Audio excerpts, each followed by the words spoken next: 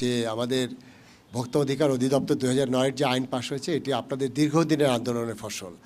আজকে এখানে যারা আপনারা উপস্থিত আছেন আপনারা কিন্তু স্থানীয় মানুষ, আপনারা জানেন যে আজকে কিছুক্ষণ আগে আমি বাজারে গেলাম, সেখানে এই বগুড়াতে আপনার চানাচুর তৈরি হয়।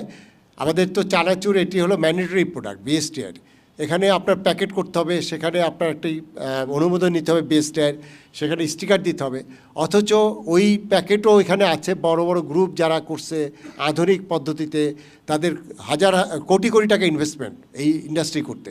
অথচ দেখেন এক লোক আপনার এখানে হয়তো একটা 1 লাখ টাকার একটা মেশিন টেশিন কিনে তা সে একদম পুরাপুরি অবৈধভাবে কোনো হাইজিন না মেনটেন করে প্যাকেট করে আপনার এই চানাচুর বাজারজাত করছে।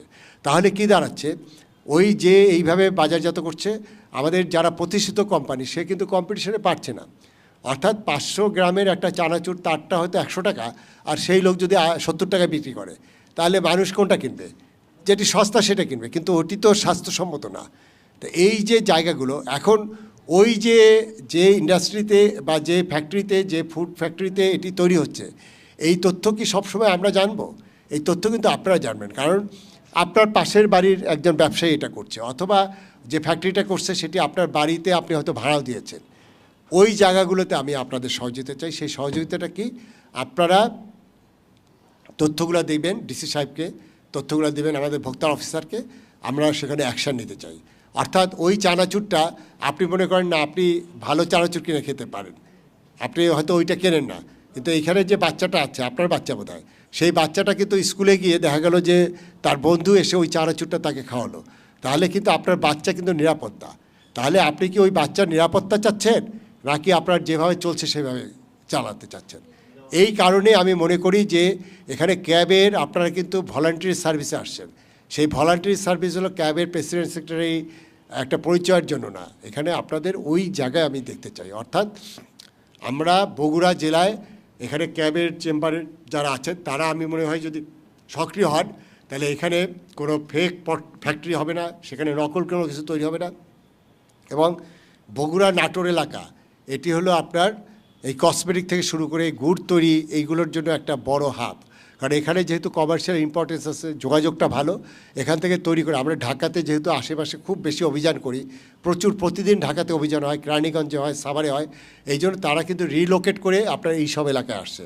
এবং বগুড়ার যে বিসিক এলাকাটা আছে সেখানে অনেক ফ্যাক্টরি আছে যে অবৈধ পণ্য উৎপাদন করে। আমি বরিশালে গেলাম, সেখানে আপনার সরিষার তেল, সেটি হলো 16 কেজির এই যে টিনের মধ্যে সরিষার তেল, সেটি 18 কেজির, সেটি বরিশালে আপনার খুচরা পর্যায়ে 160-65 টাকা কেজিতে বিক্রি হয়। দোকানদারকে ধরলাম, লেখা হলো বগুড়ার বিসিক থেকে আপনার খাঁটি সরিষার তেল, বগুড়া থেকে গেছে। আমি সেই দোকানদারে ধরলাম যে কত টাকায় পান, উনি নাকি 130 টাকায় কেনে। তাহলে ওই ফ্যাক্টরি কত পায়? সে 110 টাকার বেশি তো আপনি এটা উৎপাদন কস্টটা 110 টাকায় কীভাবে আপনার 1 কেজি খাঁটি সরিষার তেল বানান? এটা তো অসম্ভব ব্যাপার। সরিষার কেজি হলে 100 টাকা কেজি, এবং 1 কেজি সরিষার তেল বানাইতে অন্তত 2.5 কেজি সরিষা লাগে। তাহলে আপনার তার মার্কেটিং আছে, তার প্যাকেট আছে, তার ডিস্ট্রিবিউশন আছে, তার ফ্যাক্টরির খরচ আছে, তার বিদ্যুৎ বিল আছে, তার ইনকাম ট্যাক্স আছে, তাহলে কীভাবে সে 110-20 টাকায় বিক্রি করছে? তাহলে এইটা যে নকল, এবং সেই দোকানদারকে জন্য ধরলাম, উনি বললেন কি অবশ্যই এটি নকল। তাহলে আমরা কি করছি, আমি নিজে জানছি যিনি কিনছেন 160 টাকায় কোনো দিন খুচরা পর্যায়ে হয় না, আমি নিজেও কিনছি সস্তায় পেয়ে, আর উনিও বিক্রি করছে। আমি কিনছি দেখে বিক্রি করছে, উনি বিক্রি করছে, এই জন্যই কিন্তু ফ্যাক্টরি থেকে এটা উৎপাদন হচ্ছে। এখন যে জায়গাটা আমরা রুটে যেতে পারছি না, সেই রুটে যাওয়ার জন্য কিন্তু আপনাদের অংশগ্রহণ করা দরকার। আমি আশা করব, আমরা অলরেডি আমি ভোক্তা আমাদের কি বিএসটিআর ডিজির সাথে আমার কিছুক্ষণ আগেও কথা হলো বাজার থেকে আসার সময়, আমরা তালিকা করছি বিএসটিআই কাদের কাদের লাইসেন্স দিচ্ছে। এই লাইসেন্সের বাইরে যারা আছে আমরা প্রতিটা জেলায় আমরা যৌথভাবে কাজ করব। সেখানে ডিস্ট্রিক্ট অ্যাডমিনিস্ট্রেশন থাকবে, বিএসটিআই থাকবে, আমাদের নিরাপদ খাদ্য কর্তৃপক্ষ থাকবে, আমাদের ভোক্তা অধিদপ্তর থাকবে। আমরা সবাই মিলে আমরা লাইসেন্স বাদে যে ফুড তৈরি হচ্ছে সেই জায়গাটা আমরা প্রথমে বন্ধ করতে চাই। এটার জন্য কি আপনাদের সহায়তা পাবো কিনা বলেন? অবশ্যই পাবেন। আমি এই অবশ্যই পাবেন, এই কমিটমেন্ট করছেন, আমি এটা দেখতে চাই। আমি এটা দেখতে চাই যে ক্যাবের লোকজন, চেম্বারের লোকজন আমাদেরকে এই তথ্য দিয়েছে, তাদের তথ্যের ভিত্তিতে আমরা 5টা ফ্যাক্টরি বন্ধ করেছি। আমি এই তথ্যটা দেখতে চাই। ঠিক আছে, আমি আজকে এই কথাগুলো বলার জন্য আপনাদের এখানে আসছি।